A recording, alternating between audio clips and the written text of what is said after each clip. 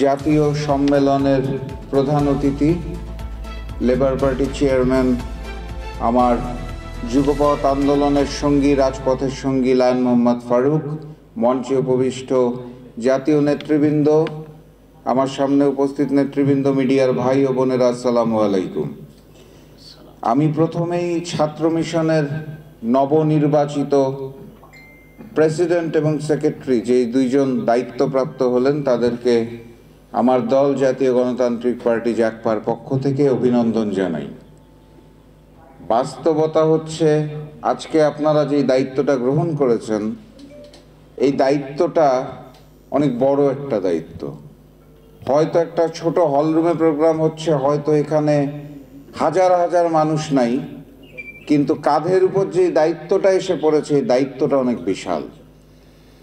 কারণ এই ছাত্ররাই ওই ফ্যাসিস্ট শেখ হাসিনার হাত থেকে বাংলাদেশকে মুক্ত করেছিল, আমাদেরকে মুক্ত করেছিল, এবং ওই ভারতের যে করদ রাজ্য বানানোর পরিকল্পনা চলছিল, সেই পরিকল্পনাকে ধূলিসাৎ করে দিয়েছে।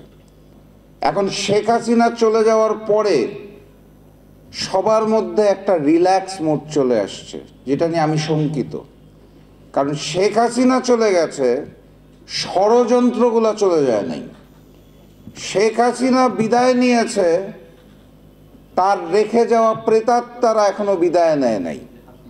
হঠাৎ করে সচিবালয়ে আগুন জ্বলে উঠছে, বিভিন্ন দেয়ালে হঠাৎ করে জয় বাংলা লেখা চোখে পড়ছে।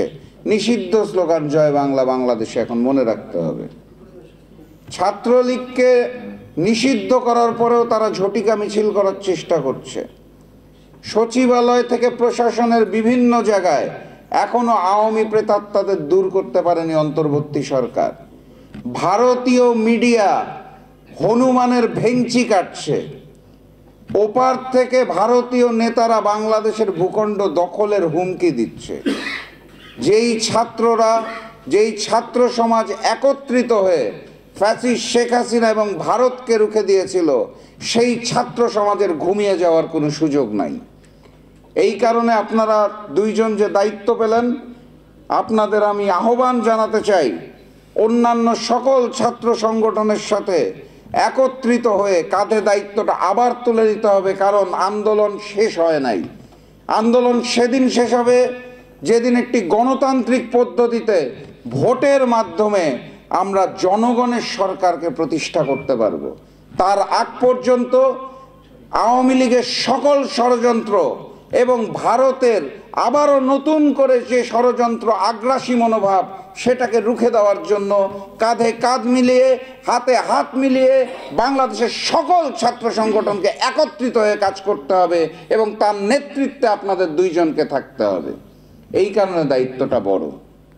আমি আশা করি ছাত্র মিশন, নামটার মধ্যেই তো মিশন আছে, মিশনটাকে গ্রহণ করতে হবে। ভারতের করদ রাজ্য হওয়া যাবে না। গণতান্ত্রিক বাংলাদেশকে আমরা আবারও পুনঃপ্রতিষ্ঠা করব। এই মিশন নিয়ে মহান রব্বুল আলামিনের নামে শপথ নিয়ে আজকে থেকে আপনারা রাজপথে নেমে যান।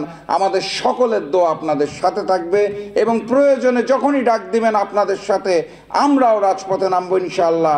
কিন্তু বাংলাদেশকে আর কখনোই ভারতের করদ রাজ্য হতে দেওয়া যাবে না। আওয়ামী লীগের রাজনীতিকে বাংলাদেশ থেকে চিরতরে নিষিদ্ধ করতে হবে। এই শপথ নিয়ে ইনশাআল্লাহ আজকে এখান থেকে বের হব। আবারও দেখা হবে, আবারও কথা হবে। আজকের মতো বিদায় নিচ্ছি এবং আপনাদের আবারও শুভেচ্ছা জানাচ্ছি। বিজয়ের পথে যাত্রা শুরু, জীবন অথবা মৃত্যু। আসসালামু আলাইকুম।